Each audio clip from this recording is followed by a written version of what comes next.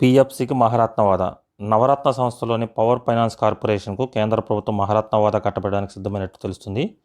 ఇందుకు సంబంధించిన ప్రతిపాదనలో కేంద్ర అంతర్మంత్రిత్వ శాఖల బృందం పచ్చజెండా ఊపినట్లు సమాచారం. ఈ హోదా అమల్లోకి వస్తే ఈ సంస్థ ఇక ముందు ఒక్క ప్రాజెక్టులో 5,000 కోట్లు కానీ, తన నికర విలువలో 15% సమానమైన మొత్తాన్ని కానీ పెట్టుబడడానికి వీలవుతుంది.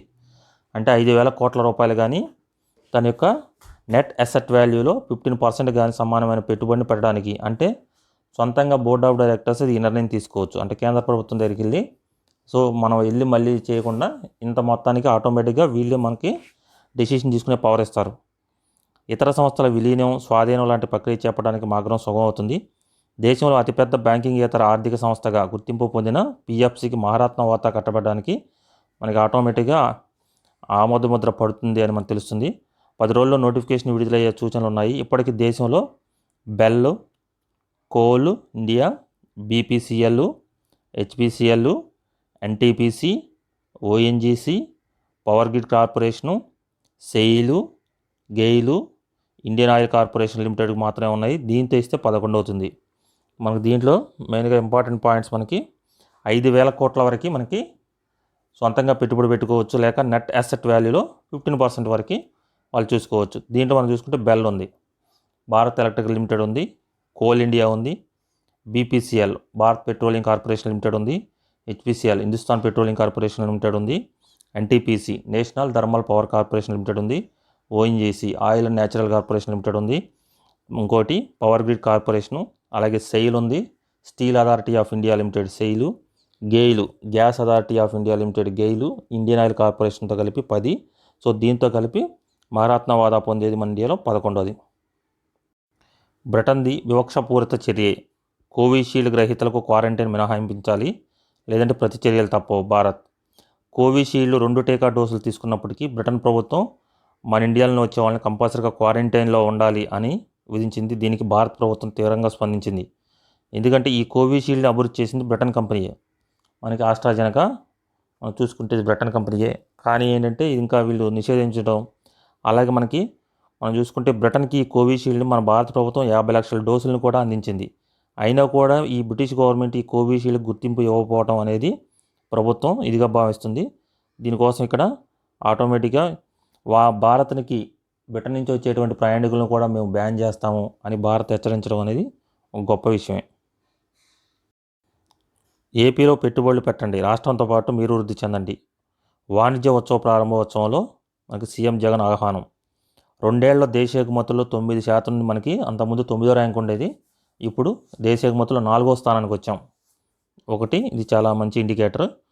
కోవిడ్తో దేశవ్యాప్తంగా ఎగుమతులు క్షీణించిన రాష్ట్రంలో 19.4% వృద్ధి రేటు సాధించినాయి. అంటే యావరేజ్ వృద్ధి రేటు మంది 19.4% ఉంది. ఎగుమతుల్లో 5.8%గా ఉన్న వాటాను 10%కి చేర్చాలని లక్ష్యం. అంటే ప్రజెంట్ మన ఇండియన్ ఎగుమతుల్లో చూసుకుంటే 5.8% మన ఆంధ్రప్రదేశ్ వాటా ఉంది. దీన్ని 2030కి 10%కి పెంచాలనేది ప్రభుత్వం యొక్క ఉద్దేశం. ఎగుమతుల ప్రోత్సాహానికి 3 పోర్టులు ప్రభుత్వం ఏర్పాటు చేస్తుంది. దీంతోపాటు 8 ఫిషింగ్ హార్బర్ల నిర్మాణం కూడా స్టార్ట్ చేస్తుంది. కరోనాతో దేశ జీడిపి 7.3% క్షీణిస్తే రాష్ట్రంలో 2.58% మాత్రమే క్షీణించింది. అంటే దేశ జీడిపి దాదాపుగా 7.3% క్షీణించింటే ఏపీలో 2.58 మెటికేసింది. 2 ఏళ్లలో 16,311 ఎంఎస్ఎంఈల ద్వారా 1.13 లక్షల మందికి ఉపాధి. అంటే కొత్తగా మనకి చూసుకుంటే 16,311 ఎంఎస్ఎంఈలు వచ్చినట్టుంది. దీంతో అదనంగా 1.13 లక్షల మందికి ఉపాధి. 10 మెగా ప్రాజెక్టులతో 26,391 కోట్ల పెట్టుబడులు, 55,024 మందికి ఉపాధి. 3 పారిశ్రామిక కేటర్లో ప్రపంచాయి మౌలిక వసతులు. వైఎస్ఆర్ జిల్లాలో mega industrial hub and YSR EMC అంటే ఎలక్ట్రానిక్ మ్యానుఫ్యాక్చర్ క్లస్టర్. ఈఎంసీ అంటే 13,500 కోట్లతో వైఎస్ఆర్ జిల్లాలో 3 మిలియన్ టన్నుల ఉక్కు కర్మాగారం. సో ఎగుమతుల కార్యాచరణ, export trade portal YSR AP1 ప్రారంభించిన మనకి సీఎం గారు. కోవిడ్ సంక్షోభంతో దేశవ్యాప్తంగా ఎగుమతులు క్షీణించినప్పటికీ రాష్ట్ర ఎగుమతుల్లో మాత్రం వృద్ధి నమోదైందని మనకు తెలుస్తుంది. కారణం ఏంటంటే చక్కటి విధానాన్ని అవలంబించడం ఆంధ్రప్రదేశ్ అని తెలుస్తుంది. దీనికి జీడిపి గుణాంకాలు మనం ఒక నిదర్శనంగా చూసుకోవచ్చు. దేశవ్యాప్తంగా ఎగుమతులు $330 మిలియన్ నుంచి $290 బిలియన్ పడిపోగా, అదే సమయంలో రాష్ట్ర ఎగుమతులు $14.1 బిలియన్ నుంచి $16.8 బిలియన్ పెరిగాయని తెలుస్తుంది. అంటే 2020-21 దేశ జీడిపి 7.3% క్షీణించగా రాష్ట్ర జిఎస్డిపిసి 2.58%కే పరిమితమైంది. ప్రస్తుతం దేశ ఎగుమతుల్లో 5.8% ఉన్న రాష్ట్ర వాటాను 2030 నాటికి 10% పెంచాలనేదే ప్రభుత్వ లక్ష్యం. దేశానికి స్వతంత్రం సిద్ధించి 75 ఏళ్లు పూర్తయిన సందర్భంగా ఆజాదీకే అమృత్ మహోత్సవంలో భాగంగా 2 రోజుల ట్రేడ్ కార్నివాల్ వాణిజ్య ఉత్సవం మంగళవారం విజయవాడలో మన ముఖ్యమంత్రి గారు ప్రారంభించారు. సో మనకి పెట్టుబడులు పెట్టేందుకు రాష్ట్రం పూర్తి స్థాయి సహకారం అందిస్తుందని భరోసా ఇచ్చారు. అలాగే అభివృద్ధి మనకి రాష్ట్ర ఎగుమతుల కార్యాచరణ ప్రణాళికలను విడుదల చేయడంతో పాటు ఎగుమతుదారుల కోసం ప్రత్యేకంగా రూపొందించిన ఎక్స్పోర్ట్ ట్రేడ్ పోర్టల్ అంటే మనకి దీనికోసం వచ్చింది ఎక్స్పోర్ట్ ట్రేడ్ పోర్టల్ని మనకి ప్రారంభించారు. అలాగే వైఎస్ఆర్ AP1 బిజినెస్ అడ్వైజరీ సర్వీసులను బటన్ నొక్కి లాంఛనంగా ప్రారంభించారు. AP1 బిజినెస్ అడ్వైజరీ సర్వీసెస్ అనమాట. ఈ సందర్భంగా మనకి సీఎం గారితో మనం మాట్లాడుకొని మనం చూసుకుంటే సంక్లిష్ట సమయం నుంచి మనకి అభివృద్ధి వైపు దూసుకెళ్తున్నామని చెప్పి తెలుస్తుంది. దీనివల్ల దేశవ్యాప్తంగా రెవెన్యూ వసూళ్లు 3.38% పడిపోయాయి. 2018-19లో దేశం మొత్తం రెవెన్యూ వసూళ్లు మనకి 20,80,465 కోట్లు ఉంటే 2019-20లో 20 లక్షల మనకి చూసుకుంటే 10,059 కోట్లకు పడిపోయాయి. అదే సమయంలో దేశవ్యాప్తంగా జీడిపి వృద్ధి రేటు 6.3% నుంచి 4% పడిపోయింది. 2020-21లో మరింత క్షీణించి 7.3% పడిపోయింది. దేశ ఎగుమతులు $330 బిలియన్ నుంచి $290 బిలియన్ తగ్గాయి. ఎగుమతుల రంగానికి ఇది అత్యంత సంక్లిష్ట సమయం. సో మనకేంటి 9 నుంచి 4వ ర్యాంకు మన ఎగబాయకం ఇది ఎగుమతుల్లో. సో కాబట్టి రాష్ట్రం ఎగుమతులు 19.4% వృద్ధి చెందాయి. రాష్ట్ర ఎగుమతులు $14.1 బిలియన్ నుంచి $16.8 బిలియన్ పెరిగాయి. ఇందులో సముద్ర ఉత్పత్తులే 15% ఉండగా ఫిష్, బోట్ల నిర్మాణ రంగం 8.5%, ఫార్మా రంగం 7.3%, ఐరన్ స్టీల్ ఉత్పత్తులు 7.3%, నాన్ బాస్మతి రైస్ 4.8%తో ఎగుమతులు దోహదపడ్డాయి. సో మన ఎగుమతుల్లో ప్రధానంగా మనం చూసుకుంటే సముద్ర ఉత్పత్తులు 15%, ఫిష్, బోట్ల నిర్మాణ రంగం 8.5%, ఫార్మా రంగం 7.3%, iron and steel 7.3%, non basmati rice 4.8% ఎగుమతులు దోహదపడ్డాయి. 2018-19లో ఎగుమతుల్లో రాష్ట్రం 9వ స్థానంలో ఉండగా 2019-20లో 7వ స్థానానికి మనకి చేరుకుంది. 2020-21లో చూసుకుంటే 4వ స్థానానికి వచ్చాం. అంటే మనకి అంతకుముందు 9వ ర్యాంకు నుంచి 7వ ర్యాంకు నుంచి ఇప్పుడు 2020-21 చూసుకుంటే 4వ స్థానానికి వచ్చాం అనమాట మనం. రాష్ట్ర జిఎస్డిపి కోవిడ్ సంవత్సరం 2020-21లో 2.58% క్షీణిస్తే దేశ జీడిపి 7.3% క్షీణించింది. ఈ వివరాలు ఎందుకు చెబుతున్నామంటే సరైన మౌలిక వసతుల కల్పన, చక్కటి విధానాల ద్వారా మన రాష్ట్రం పురోగతి చెందుతుందనడానికి ఇది ఒక మంచి ఉదాహరణగా మనం చెప్పుకోవచ్చు. అలాగే మనం చూసుకుంటే 5,204 కోట్లతో రాష్ట్రంలో 16,311 ఎంఎస్ఎంఈలు నెలకొల్పడం ద్వారా 113,777 మందికి కొత్తగా ఉద్యోగ అవకాశాలు వచ్చినాయి. మనం చూసుకుంటే పెట్టుబడి ఎంత 5,204 కోట్లతో 16,311 ఎంఎస్ఎంఈలు నెలకొల్పారు. దీని ద్వారా 113,777 కోట్ల మందికి ఉద్యోగాలు వచ్చాయి. 113,777 మందికి ఉద్యోగాలు వచ్చాయి. ఇది కాకుండా గత 2 ఏళ్లలో 68 అతి భారీ పరిశ్రమలు తమ ఉత్పత్తులు ప్రారంభించాయి. 68 భారీ మరియు అతి భారీ పరిశ్రమలు. సో దీంట్లో మనకి 30,175 కోట్ల పెట్టుబడులు పరిశ్రమల ద్వారా వచ్చాయి.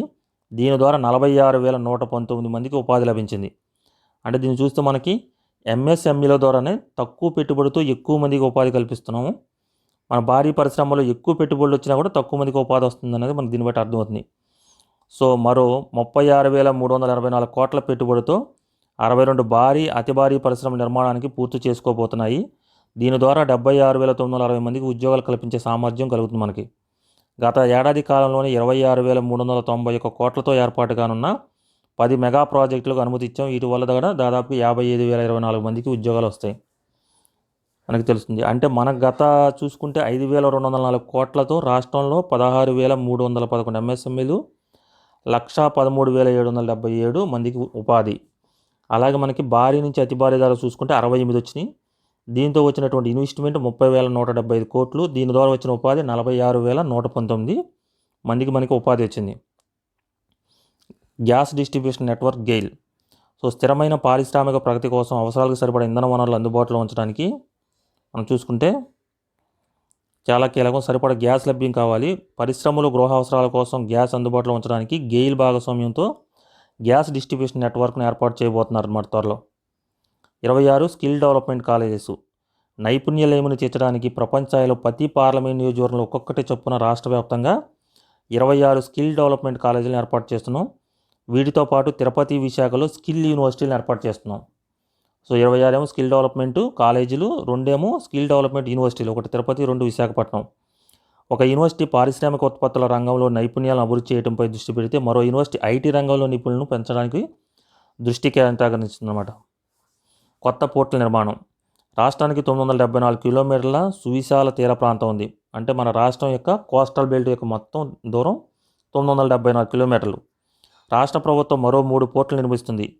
మనకి ఆ 3 పోర్టులు శ్రీకాకుళం జిల్లా భావనపాడు, ప్రకాశం జిల్లా రామాయపట్నం, కృష్ణా జిల్లా మచిలీపట్నంలో పోర్టులు నిర్మిస్తుంది. పొరుగు రాష్ట్రాలు కూడా ఈ పోర్టుల సమయంలో ఉన్నాయి. మచిలీపట్నం పోర్టు మనకి చూసుకుంటే మనకి తెలంగాణలోకి చాలా అందుబాటులో ఉంటుంది. అంటే మనకి హైదరాబాద్కి మంచి అనుభవం ఉంటుంది. రామయ్యపట్నం తమిళనాడుకు, భావనపాడు ఉత్తరాది రాష్ట్రాలకు సమీపంలో ఉన్నాయి. విదేశీ వాణిజ్యాన్ని పెంచడంలో ఈ పోర్టు కీలక పాత్ర పోషిస్తాయి. పారిశ్రామికీకరణ పెద్ద ఎత్తున జరుగుతుంది. ప్రస్తుతం రాష్ట్రంలో పోర్టుల వార్షిక నిర్వహణ సామర్థ్యం 254 మిలియన్ టన్నులు. మనకు పోర్టుల యొక్క వార్షిక సామర్థ్యం 254 మిలియన్ టన్నులు కాగా 3 కొత్త పోర్టులు రావడం వల్ల మరో 65 మిలియన్ టన్నుల సరుకు రవాణా సామర్థ్యం పెరుగుతుంది. 8 షిప్పింగ్ హార్బర్లు. వీటితో పాటు మరో 8 షిప్పింగ్ హార్బర్లు కూడా నిర్మిస్తున్నాం. ఏపీకి ఇంత పెద్ద సముద్ర తీర ప్రాంతం ఉన్న హార్బర్లు లేకపోవడం అనేది మత్స్యకారుల ఉపాధి కోసం ఇతర రాష్ట్రాలకు వెళ్ళాల్సిన పరిస్థితి వచ్చింది. దీన్ని మన దృష్టిలో పెట్టుకుని ప్రభుత్వం 8 షిప్పింగ్ హార్బర్లు నిర్మిస్తుంది. సో దీంతో 3,827 కోట్ల ఖర్చు చేస్తున్నాం. దీనివల్ల 76,230 మందికి మనకి మత్స్యకారులకు ఉపాధి లభించే అవకాశం ఉంది. మనం చూసుకుంటే 3,827 కోట్లు ఖర్చు పెట్టి ఆటోమేటిక్గా 76,230 మందికి మత్స్యకారులకు వస్తుంది. అదే కాకుండా మరో 35,000 మందికి ఉపాధులు మనకి ఇండైరెక్ట్గా లభించే అవకాశం ఉంది. ప్రధానంగా ఐస్ ప్లాంట్లు, కోల్డ్ స్టోరేజ్లు, చేపలు, రొయ్యల ప్రాసెసింగ్, మార్కెటింగ్ సదుపాయాలు అందుబాటులోకి వస్తాయి. 25 సెకండరీ ఫుడ్ ప్రాసెసింగ్ యూనిట్లు.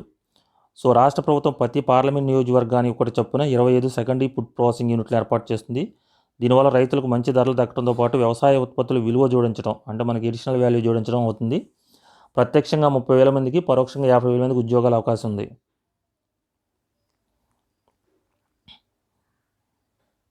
మనకి చూసుకుంటే 3 ఇండస్ట్రియల్ కారిడార్లు ఏకైక రాష్ట్రం.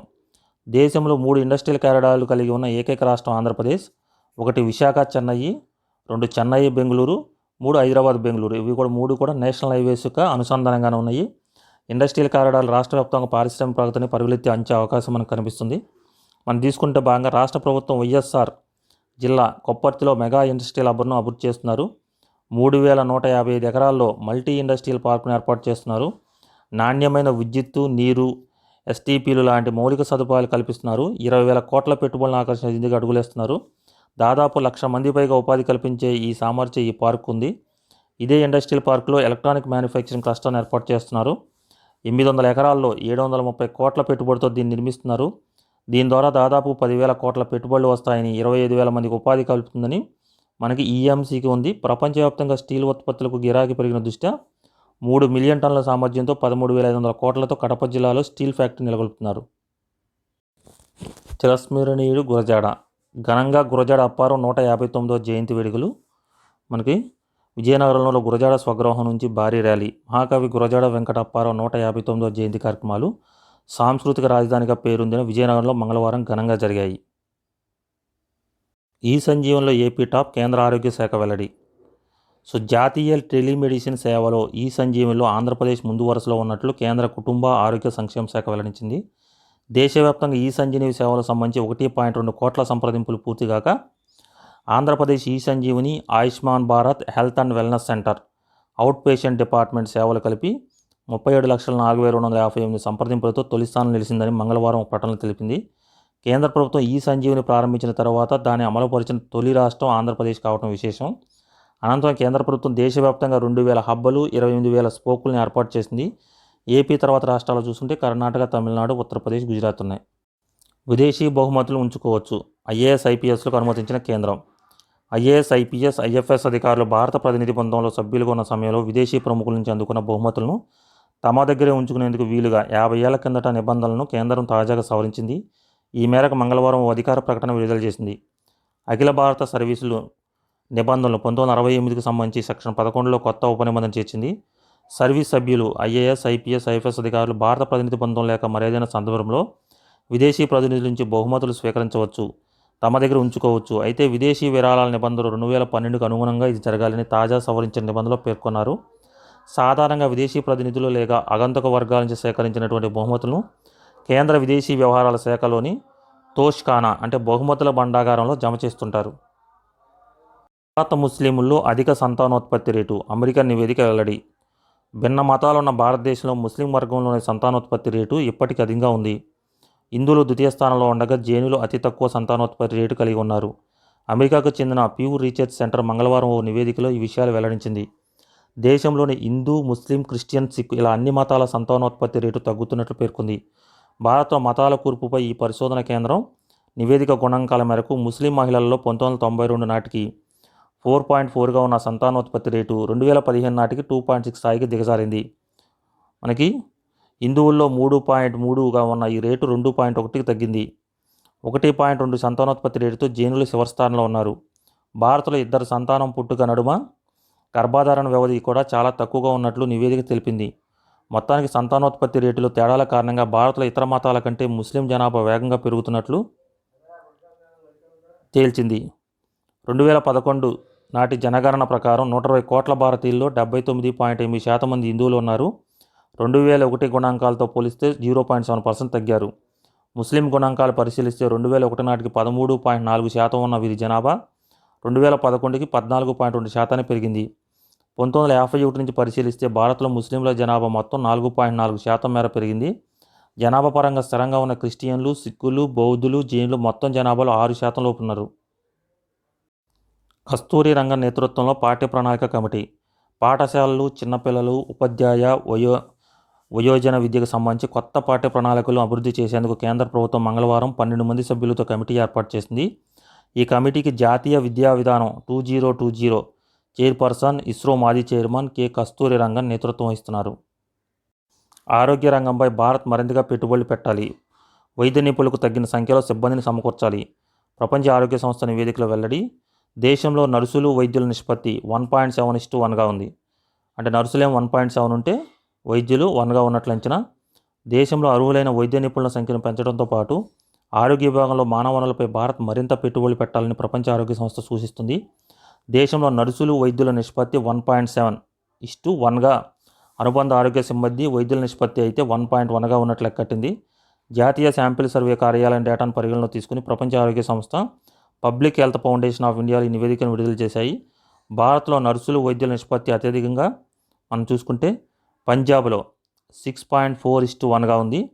ఢిల్లీలో 4.5:1గా ఉంది. మనకి పంజాబ్ ఎక్కువ ఉంది, తర్వాత ఢిల్లీ ఎక్కువ ఉంది. బీహార్, జమ్మూ కాశ్మీర్, మధ్యప్రదేశ్లో వైద్యుల కంటే నర్సులే తక్కువ సంఖ్యలో ఉన్నారు. వివిధ వైద్య నిపుణులు, అనుబంధ సిబ్బంది నిష్పత్తి సరిగ్గా ఉండేలా చూసుకోవాలి. ఇందుకు అనుగుణంగా వృత్తి కళాశాలలు సాంకేతిక విద్యను ప్రోత్సహించాలి. సామాన్యులు వారు అందుబాటులో ఉండేలా చూసుకుంటాం ముఖ్యం. సో వైద్య నిపుణుల మేళవింపు, వైద్యులు, నర్సుల విషయంలో స్థిరమైన నిష్పత్తిపై ఎలాంటి సూచనలు లేనప్పటికీ ఆర్థిక సహకార అభివృద్ధి సంస్థ పరిధిలోని దేశాల్లో సగటున ఒక వైద్యుడికి 3 లేదా 4 నర్సులు ఉంటారని పేర్కొంది. ఎన్ఎస్ఓ 2017-18 గణాంకాల ప్రకారం దేశంలో 57 లక్షల మంది ఆరోగ్య సిబ్బంది, 11 లక్షల మంది వైద్యులు, 2.70 లక్షల మంది దంత వైద్యులు, 23 లక్షల మంది నర్సులు, 12 లక్షల మంది ఫార్మసీలు, ఆయుష్ విభాగంలో 7.90 లక్షల మంది వైద్య సిబ్బంది ఉన్నట్టుగా WHO పేర్కొంది. అంటే మనం చూసుకుంటే దేశంలో నర్సులు, వైద్యుల నిష్పత్తి 1.7 నర్సులుంటే 1% మంది వైద్యులు ఉన్నారు. సో మనకు దీంట్లో గరిష్టంగా చూసుకుంటే పంజాబ్లోనే మనకి 6.4 మనకేమో నర్సులు ఉంటే ఒకళ్ళు మనకు వైద్యులు ఉన్నారు. తర్వాత ఢిల్లీలో అత్యధికంగా ఉన్నారు. కెనడాలో ట్రూడో హ్యాట్రిక్.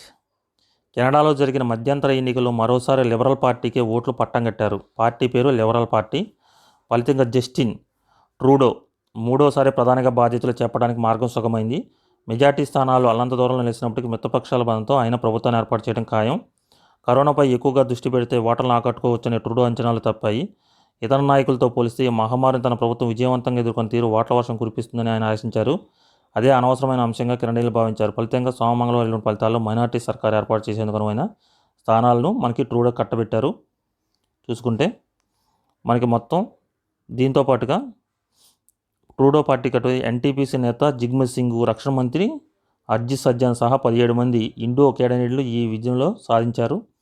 మొత్తానికి 2 ఏళ్ల క్రితం జరిగిన 2019 నాటి ఎన్నికల ఫలితాలే దాదాపుగా పునరావృతం అయ్యాయి. లిబరల్ పార్టీ 158 స్థానాలు సాధించింది. హౌస్ ఆఫ్ కామన్స్లో మెజార్టీకి ఇంకా 12 స్థానాలు అవసరం. విపక్ష కన్జర్వేటివ్ పార్టీ 119 స్థానాలు గెలిపించింది. తాజా ఫలితాలపై స్పందించిన ట్రూడో దేశ ప్రజలకు కృతజ్ఞతలు తెలిపారు. అంటే మనకు చూసుకుంటే మనకి హౌస్ ఆఫ్ కామన్స్ అంటాం, మనం ఇక్కడ లోక్సభని మనకి అక్కడ హౌస్ ఆఫ్ కామన్స్ అంటారు. సో అక్కడ చూసుకుంటే 158, 119 ఉన్నాయి. సో ఈయనకి మనకి మూడోసారి వరుసన గెలిచారనమాట. భారత వైమానిక దళానికి కొత్త అధిపతిగా ఎయిర్ మార్షల్ వివేక్ రాయ్ చౌదరి నియమితులయ్యారు. ప్రస్తుతం ఆ పదవిలో ఉన్న ఆయన మనకి రిటైర్ అయిపోయారు. అనంతరం వివేక్ రాయ్ పగ్గాలు చేపడతారు, రక్షణ శాఖ మంగళవారం పేర్కొంది. ఆయన ప్రస్తుతం వైమానిక దళ ఉపాధిపతిగా ఉన్నారు.